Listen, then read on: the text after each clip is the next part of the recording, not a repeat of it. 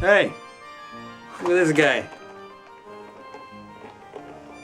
This is Escalating.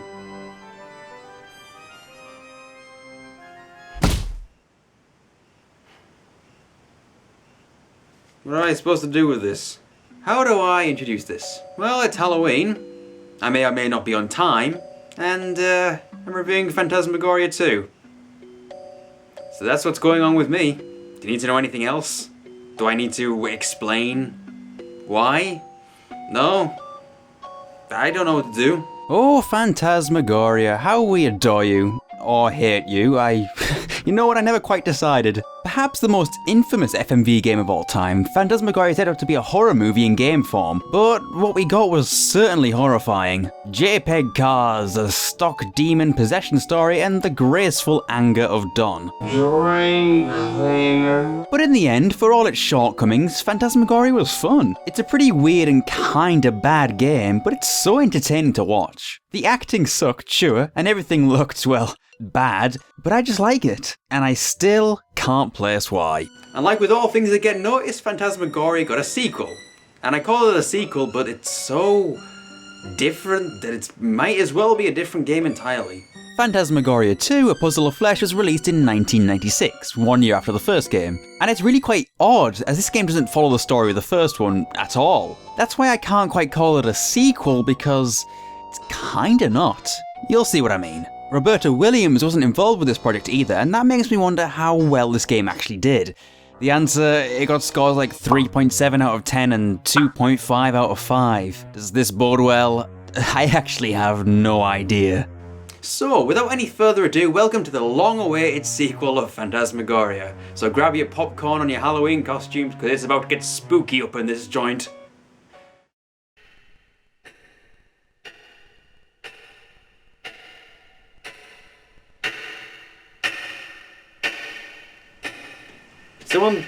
Someone turn down that clock? Is that pretty loud? The game begins in a mental hospital with our protagonist, Curtis Craig, having a psychotic episode. Some kind of operation is done, presumably electrotherapy, I don't know exactly what it is. And then we get a title sequence with this music.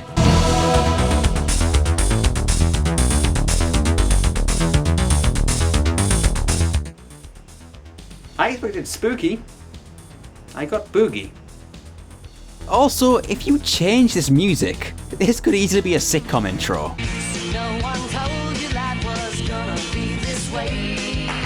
One year later, and our hero wakes up and puts his trousers on way too high. You proud of your socks, mate, or are you just doing a Simon Cowell impression?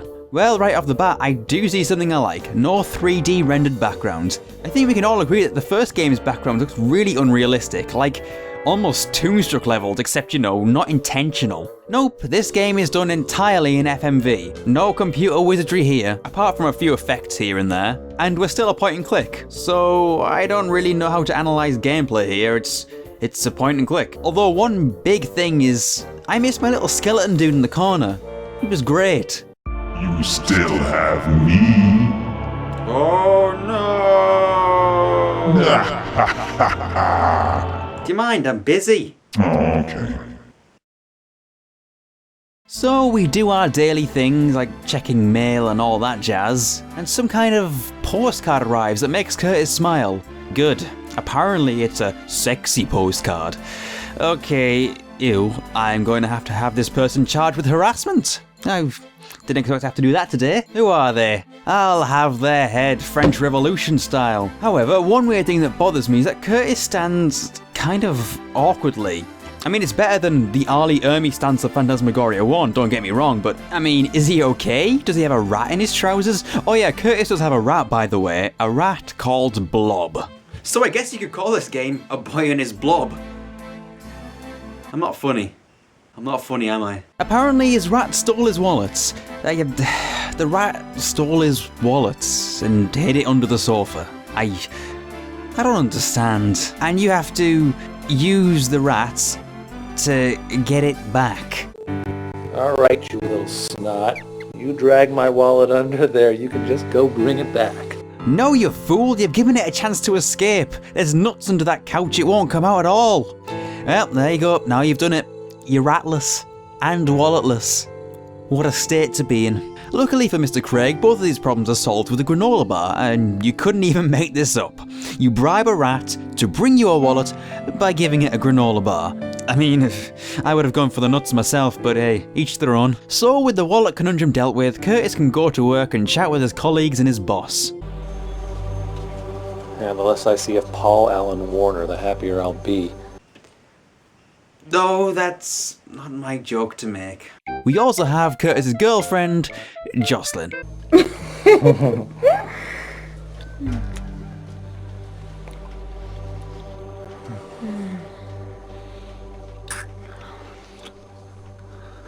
love you.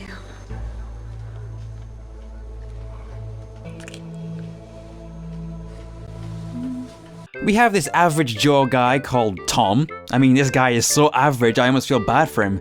It's like he's marked for death. And another one of Curtis's colleagues is a very flirty woman called Therese. Spelled like this, which is too many E's for my liking. You can't trust someone with so many E's in the name. Take that from me.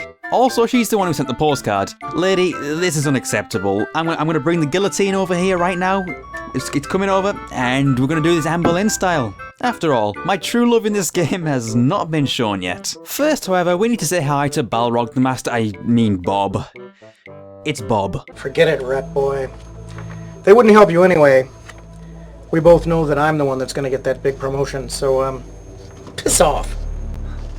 Oof, corporate warfare. It's vicious these days. You should have seen the prank that Curtis pulled on Bob the other day. Oof. I don't think his tie will ever leave that desk. Now it's time for the best character ever. Ladies and gentlemen, allow me to introduce you to Trevor. Well, good morning, Sleeping Beauty. Yeah, a likely story. Yeah, you just couldn't haul your lazy butt out of bed, huh? Don't you go there. Don't go there. I'll have to see you later, mean boy. That's what you call a sass overload. I mean, I can't handle it. It's too much sass. It's too much. I gotta take this hat off. Seriously though, Trevor's really funny. I actually enjoy watching this character. He's my true love in this game. I like watching him. And it's sad because you know what happens in Phantasmagoria games. Any character who I like dies. I'm gonna miss you, Mike. I'm gonna miss you. Then, while checking emails, Curtis gets sucker punched by his PC. That's a new one. Never heard of that happening before. And now we have the classic horror trope phrase when you want to ask whether someone else has experienced something supernatural while not looking like a lunatic. Have you seen anything weird today? You mean aside from the guy with the kleptomaniac rat? No, nothing at all.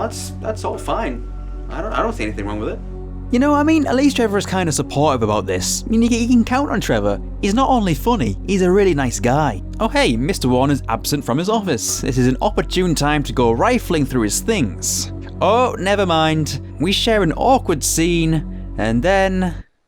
I was just looking for a Word 8 manual. Is that all? Yes, that's all. I'll have the systems group send one to you right away. Great. Thanks.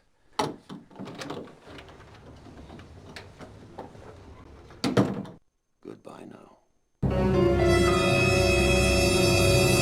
Curtis' PC begins to have other issues too. First of all, it plays a movie which makes Curtis cry, and it also grabs Curtis by the face. Look, I'm no expert on this subject, but you might want to run a virus scan. Just saying. So really, Curtis is going pretty loopy, hearing voices and stuff. I mean, it could just be dreams, but who knows? But luckily, a bit of lunch with Trevor is good to clear our head. What would we do without Trevor? After fiddling around in the network room and responding to some emails, we then revisit the network room and find Mrs. Too Many E's. I want your flesh. And your sweat. Oh, is that all? I mean, you only need to ask. I've got a supply of them in my fridge somewhere, I think. Really, the early parts of this game I'm just not interested in. It's about office stuff and relationship stuff and talking to people about reports and documents. Oh, God. Look, I'm here for 2 reasons. 1 is the horror, 2, Trevor.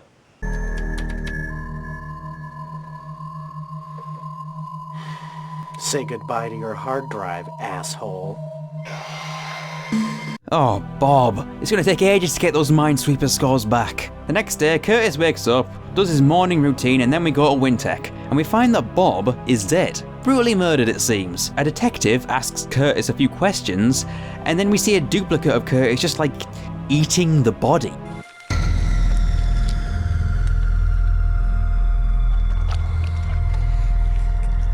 Stop it. Oh, please stop it. Public service announcement. Don't eat eyes. That goes for all of you too. Just don't eat them. I don't think you're supposed to. I don't think. Logically, this shakes up the crew a bit and they take some time off to clear their heads. Then everybody says a little bit to Curtis and then Tom comes back and... Where'd everybody go? Soon we can go poking around in our boss's office again and get caught. Again. Mr. Warner is getting more and more suspicious by the minute though. I mean, would you trust a guy who has bleeding photos? I mean, I can't get behind that idea, man. Photos aren't supposed to bleed. They're just pictures. You're meant to look at them and they're like, oh yeah, I remember the Christmas party of 1994. Don't make the same mistakes your father made, boy. I would hate to have to lose you. Totally not a serial killer. I can trust him completely. Bleeding photo? Nah. Doesn't even matter. Just leave it. Everyone has bleeding photos these days. It's the norm. We all know by now that Curtis is going a little crazy, and he's probably really insane, you know, so he goes to a therapist and talks out his issues, which we don't need to hear today. Anyway, Therese told Curtis to meet up at this club called The Borderline, and upon going there, we see this. Get out of here. I just want to have a drink with my friend. I said get out of here. Okay, is this gonna get explained at all? I mean, did anyone else see that? That happened, didn't it? No, seriously, what is this? Everything I know is a lie. Oh no. It's one of these places. No, I can't show this. No, let's just find Therese and move on. Excuse me. Could you tell me if... Wanna play? Okay, no, actually, I left my oven on. I've got to leave. The rat's stolen all the granola bars. He's wised up to the situation. I've got to go.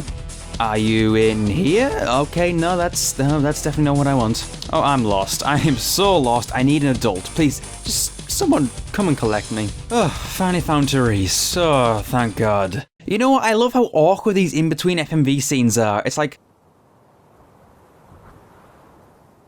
So, nice weather we're having. Yeah, I'm not gonna lie, things get heated pretty quickly. Curtis gets drugged and, things happen. After a clearly action-packed night, Curtis wakes up, and this is the first thing we see. Oh. There goes my appetite. Bridget's Books is proud to welcome best-selling author Adrienne Delaney. Ms. Delaney will be signing copies of her latest book, Coping with Loss. Well, I guess that confirms that Phantasmagoria 1 and 2 are set in the same universe, and Adrienne wrote a book called Coping with Loss. I mean, yeah, she did lose her husband to an evil demonic possession that also possessed a magician years in the past and also murdered loads of innocent people. So, yeah, she didn't do too badly for herself, did she? Most stuff happens to Curtis, like hallucinations and office work.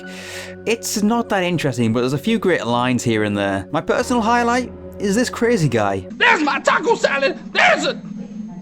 Of course we get more Trevor time and more therapist time. To be honest, I love the therapist's expression. She's kind of just like, man, when will this guy shut up? Back at the apartment, our stalker friend Therese shows up and... I'm not so sure about this, Therese. No, me neither. Bye, I'm going.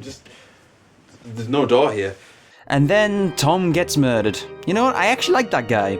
Dang it, why did he have to be nice? All the nice people get killed by inexplicably floating sledgehammers. Just a thing. The detective on this case seems really quite suspicious of Curtis, and who knows, maybe Curtis did do those murders. She is quite harsh though. You have to listen to me. I don't have to listen to Dick. Why? You got something against Richard? I'll have you know, Richard is an upstanding gentleman. He's one of my favourites. Up there with... Jim. You know what, I don't know why I'm continuing to explain this game. I'm not going to totally spoil everything because I'd be here all day if I talked about everything. So I'm just going to pick some highlights until I get to the end of this game.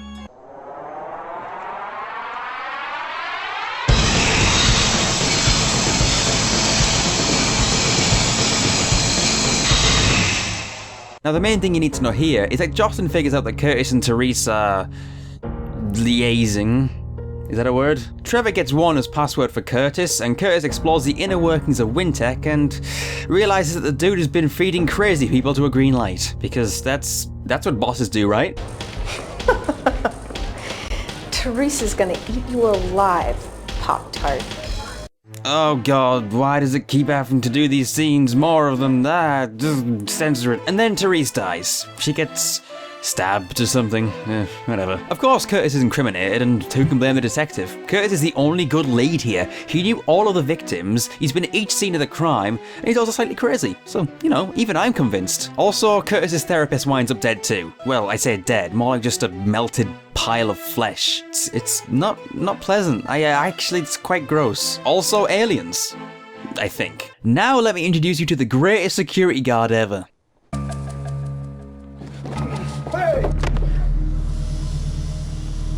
Jesus, Doc. I mean, this is all fine as long as Trevor remains okay. I mean, Trevor's the best character in this game, and if anything happened to him, I don't know what I'd do. I think I'd stop playing. There's no point playing if there's no Trevor. And here he is now. Good old Trevor.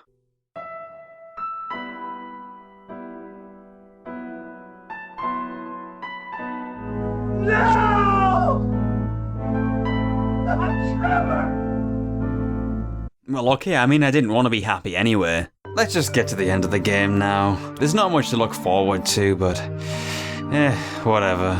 All I'm really gonna say is aliens and more hallucinations, but, you know, mostly aliens or interdimensional Curtis alien. Why? Now if you'll excuse me, I need to look incredibly chroma keyed.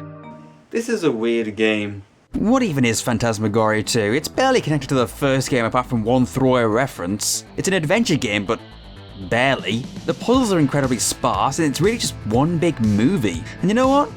It's not half bad. It's certainly a budgeted product of the 90s, but the actors are okay, and that's a rare thing for FMV. And you know, the effects aren't even too shabby. And the story, unlike the first game, is actually pretty interesting and somewhat original. You know, I can see why it's got low scores, but I actually like this more than the first game. It gives very X-Files-y vibes. And you know what? That's really cool. It's still weird as heck, it's still cheesy as all hell, and it's still really fun to watch. So you know what? It's still Phantasmagoria, and really, you can't fault it for that. It's just fun. And I like it. My advice this year is not to be an interdimensional alien who kills people. That would be a bad thing to do. Anyway, happy Halloween. Have fun and stuff.